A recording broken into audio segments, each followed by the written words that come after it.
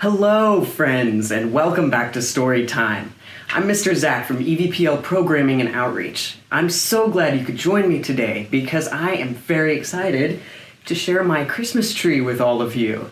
I had so much fun decorating it, but now I get to do my very favorite wintertime activity, get cozy and read some books by my tree. Come on. Let's get our storytime started with a rhyme about opposites. Let's see, there's slow, like a snail creeping along, and there's fast, like a running mouse, and there's up. See how the snail goes up my arm? And there's down. There's the little mouse running down. Ready? Here we go. Slowly, slowly, very slowly, creeps the garden snail. Slowly, slowly, very slowly, up the garden rail. Quickly, quickly, very quickly runs the little mouse. Quickly, quickly, very quickly to his little house. Great job! Let's do it one more time. Are you ready? Slowly, slowly, very slowly, creeps the garden snail. Slowly, slowly, very slowly, up the garden rail. Quickly, quickly, very quickly runs the little mouse. Quickly, quickly, very quickly to his little house. Wonderful job! Awesome! Our first book is about a case of mistaken identity. Let's read I'm Not Santa by Jonathan Allen.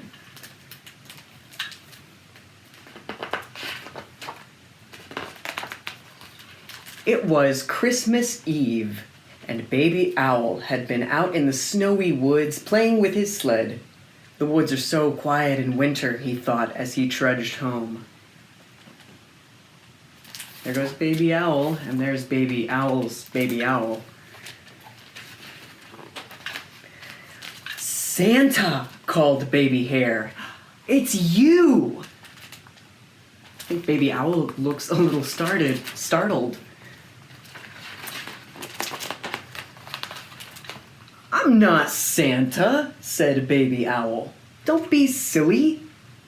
But you are Santa, insisted Baby Hare. You're wearing a red hat with fur on it. Santa wears a hat like that. But I'm not Santa, said Baby Owl. I'm an owl. You're big and fat like Santa, cried Baby Hare. You are Santa. I am not Santa, said Baby Owl. And I'm not big and fat like Santa. I'm very fluffy, like a baby owl. You are Santa, Baby Hare wailed. You've got a sleigh. Santa's got a sleigh. I am not Santa, cried Baby Owl. And it's not a sleigh, it's a sled. Sleighs are much bigger. And I'm an owl.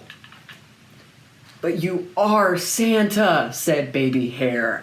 You keep saying you're not, but you are. And Baby Hare started to cry. Oh no, this is a mess. Please don't cry, Baby Hare, said Baby Owl. Howled Baby Hare. Oh, all right, cried Baby Owl. I am Santa, okay? I'm Santa. Ho, ho, ho. Just stop crying, please. Baby Hare stopped crying. He looked at Baby Owl. You're not Santa, said Baby Hare. Santa's got a big beard and he wears big black boots with fur around the top. Oh no. Baby Hare started to cry again. You said you're Santa, but you're not, he wailed. Now Baby Owl was upset too. "I only said I was Santa to stop you from getting upset and crying," he wailed. "And now you're crying again. It's not fair." And Baby Owl burst into tears. "What's all this crying and carrying on?" said a big jolly voice. "And at Christmas time too." "Santa!" cried Baby Hare. "Santa!" cried Baby Owl. "Now come and give me a big hug and let's have no more of this crying," laughed Santa. "Mama!" cried Baby Owl. "Baby Hare thought I was Santa, but I'm not. And he started crying, and then I said I was Santa to stop him from crying, and he started crying again because he says that I wasn't Santa, and then Santa came along and cheered us both up. Wasn't that wonderful?" "Yes, dear," said Mama. "And now it's time for bed, Baby Owl." That was quite a story Baby Owl came home with. "Here's your Christmas stocking, Baby Owl," said Mama, when she'd read him a story and tucked him in. "We'll hang it at the end of the bed. Good night and sleep tight." "Good night, Mama," said Baby Owl. "Good night, Owlie, and Merry Christmas." The end. That was a cute book. How would you describe Santa Claus? Let's think about it. Okay, he wears red, he has a big jolly laugh, and he has a big jolly belly, and he has a big jolly beard. He's a big jolly old man, right? But Santa wasn't always old. Let's read When Santa Was a Baby by Linda Bailey and Genevieve Godbout. Oh, this is going to be so funny.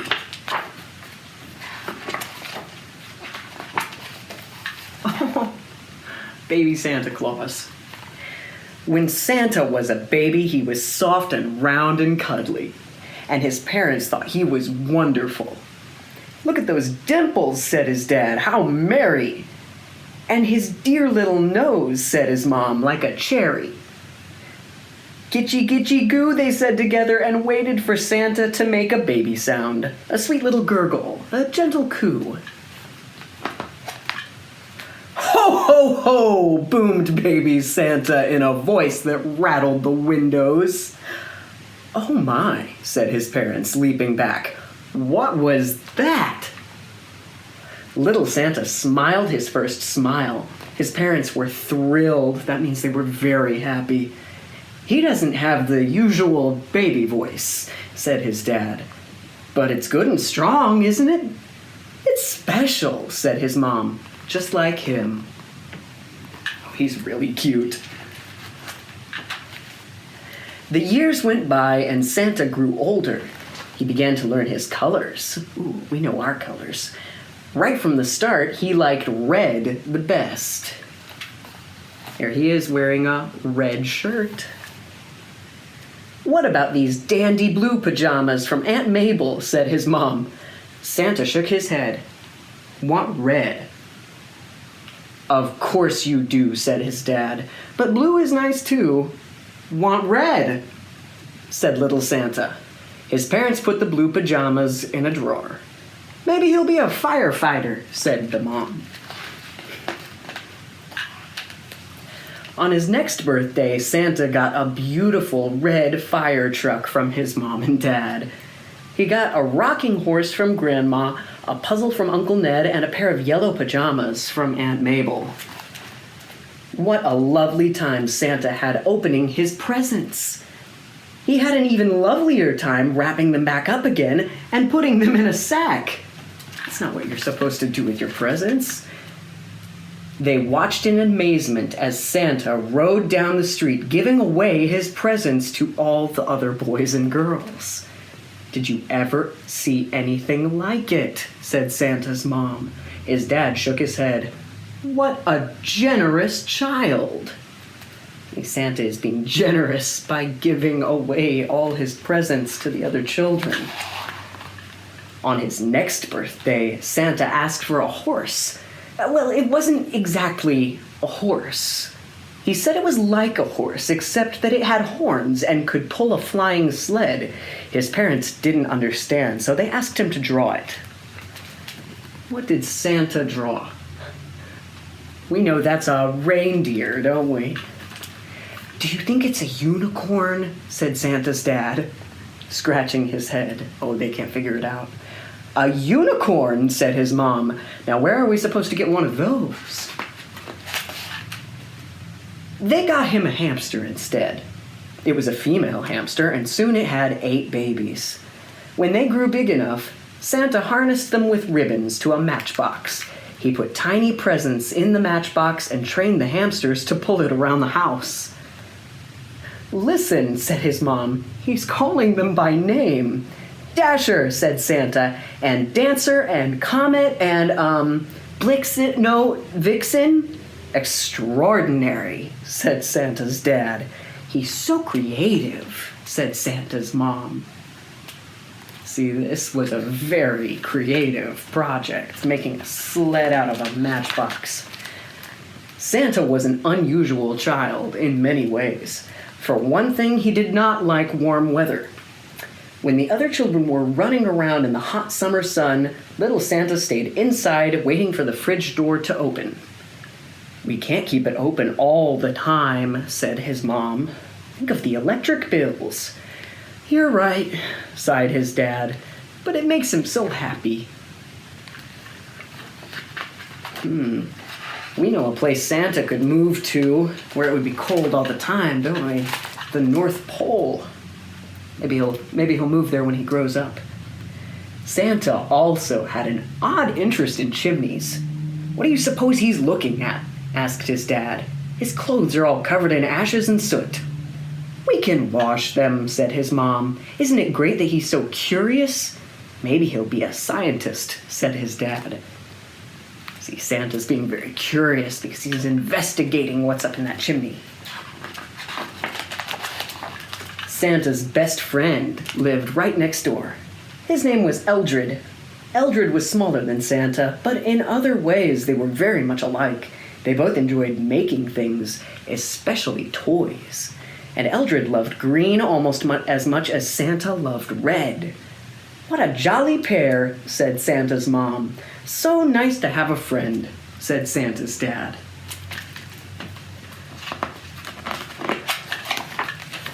As Santa got older, it became clear he had inherited the family good looks. Goodness, said Santa's mom. Just look at your bellies. They match. Like 2 bowls full of jelly, said Santa's dad. Ha ha ha. Tee-hee-hee, said Santa's mom. Ho ho ho, boomed Santa. Everyone in the family has their own laugh. When Santa became a teenager, he continued to be unusual. He knew his own mind. He didn't always fit in with the crowd, but his parents thought he was wonderful. As for the rest of the story, well, you can probably guess. Santa followed his childhood dreams. He moved to the North Pole where it's very cold. He built a toy-making workshop and brought in a crew of elves to help. He got a big, beautiful sleigh and trained 8 reindeer to pull it. And once a year, he travels around the world climbing down chimneys to leave gifts for boys and girls. His parents are so proud they could burst. Every Christmas Eve, they listen for his sleigh bells. They wave and blow kisses as Santa dips lower over their house. It's what we always thought he'd do, says his mom. We knew it all the time, says his dad. And what do you think Santa says to that? Ho, ho, ho. They thought he was going to be all kinds of other things, a firefighter, a scientist. Nobody could have guessed he was going to turn out to be the Santa Claus. Oh, that was such a fun story. Thanks for reading it with me. Let's take a look at some of the big words we learned today in When Santa Was a Baby. Santa had a lot of great qualities even as a little child. Let's talk about some of the stuff that Santa was. Santa is generous. Generous. Santa really loved to give gifts and show kindness. So if Santa was selfish, Santa would probably keep all of the presents for himself and he wouldn't share.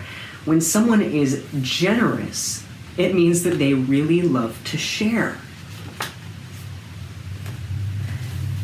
Santa is creative. Do you remember in the book when Santa was creative? Santa really liked to think of new and original ways to do things, like when he made his very first sleigh. Do you remember that? Out of a matchbox and he used hamsters to pull it? Have you ever made something, like maybe a drawing or a painting? You're creative just like Santa. Santa is curious. Do you remember when Santa was curious in the book? Santa was a really smart kid, right? Santa was curious. He liked to ask questions and explore and find out, like when he was trying to figure out what was up the chimney. If you want to be as smart as Santa Claus, you're going to have to be very curious and ask lots and lots of questions. Curious. Santa has a really big job to do around Christmas time, doesn't he? So do you think anyone else could do it? Let's find out in our next book, How Santa Lost His Job by Stephen Krinsky. I don't want Santa to lose his job. I'm kind of worried. Every year, before his big ride, Santa checked the weather, reviewed some maps, trimmed his beard, polished his boots, fed the reindeer, and packed up the sleigh.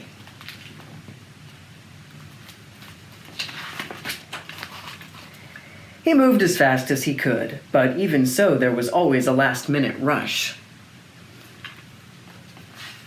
That's a lot of presents to get together. Some of the elves grumbled about this. Why can't Santa plan better? How come he's so slow? One year, an elf named Muckle said even more.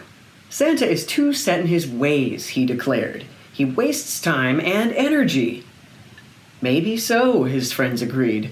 But what could they do? After all, Santa was only human. That gave Muckle an idea.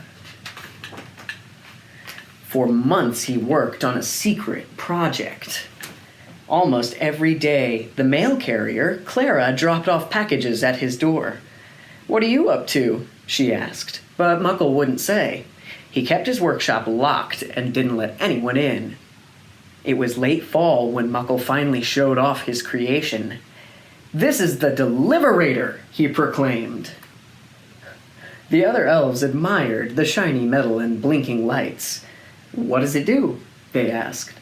"It's a replacement," said Muckle, "for Santa." I'm not sure that we should be replacing Santa. Let's keep reading. Muckle claimed the Deliberator could travel around the world in one night. It could go up and down chimneys with ease, and it could deliver toys in the blink of an eye. Clara heard the news as she made her rounds. "But Santa already does those things," she told Muckle.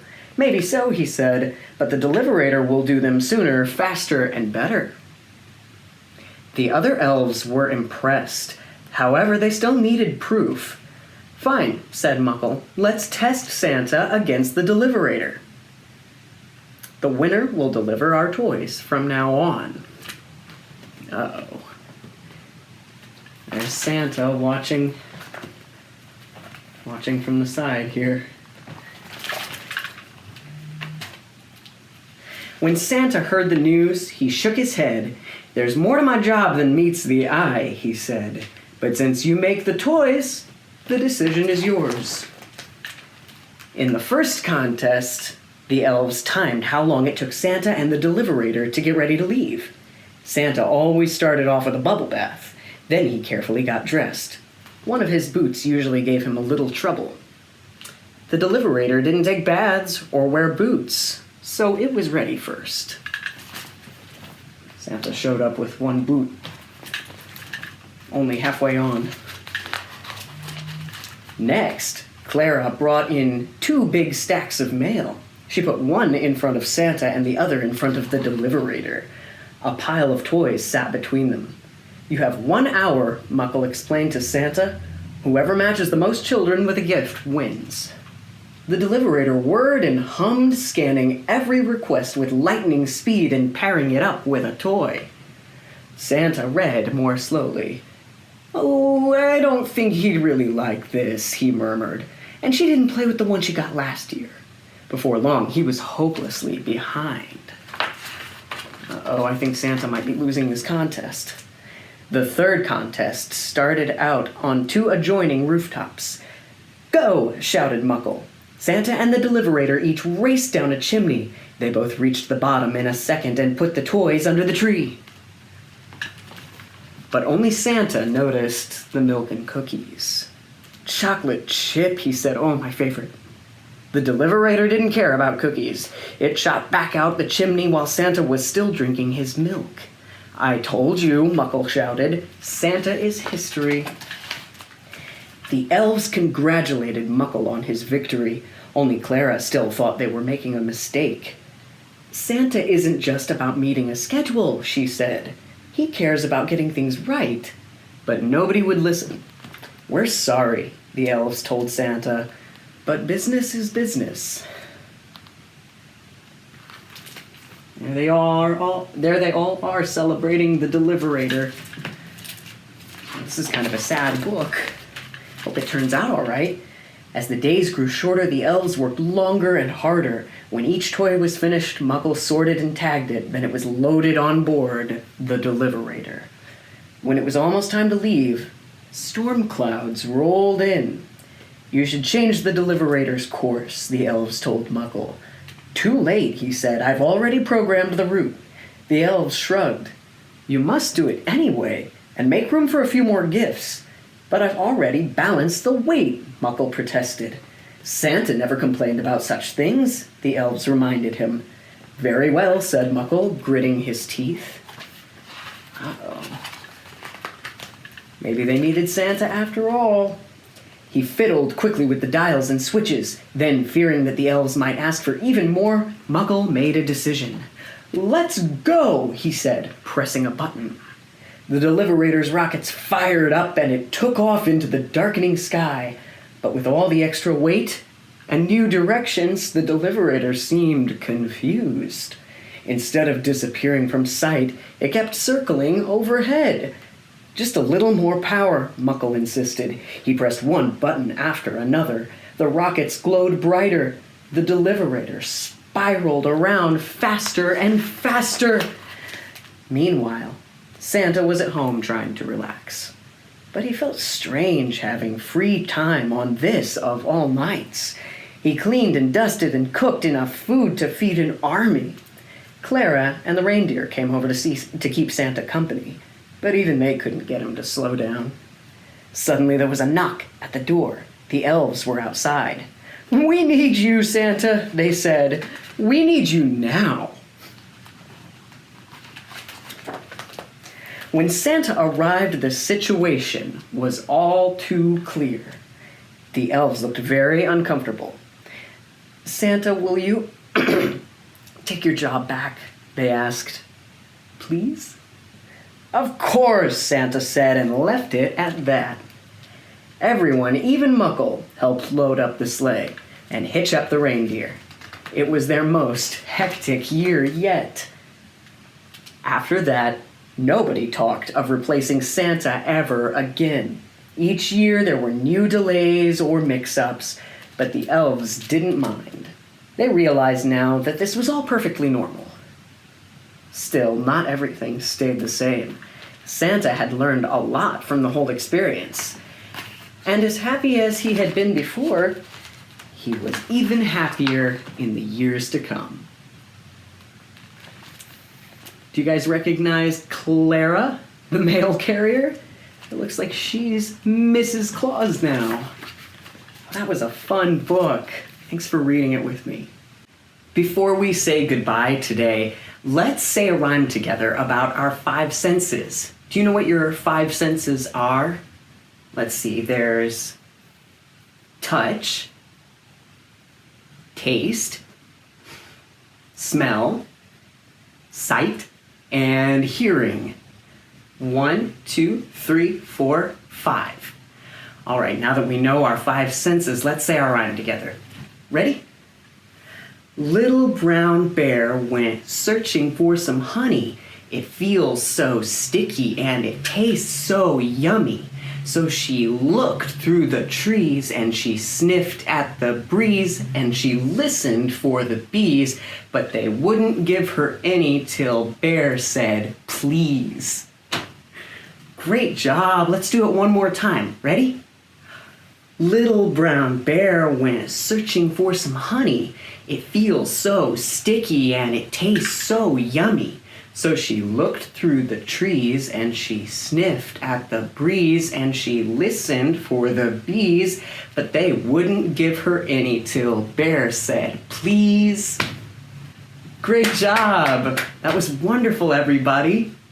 Thank you so much for reading and learning with me today. You can find more programs and story times like this one by subscribing to EVPL's channel and by following us on social media at EVP Library. And don't forget to check out our other digital resources at evpl.org. Stay well and stay well read. Bye-bye.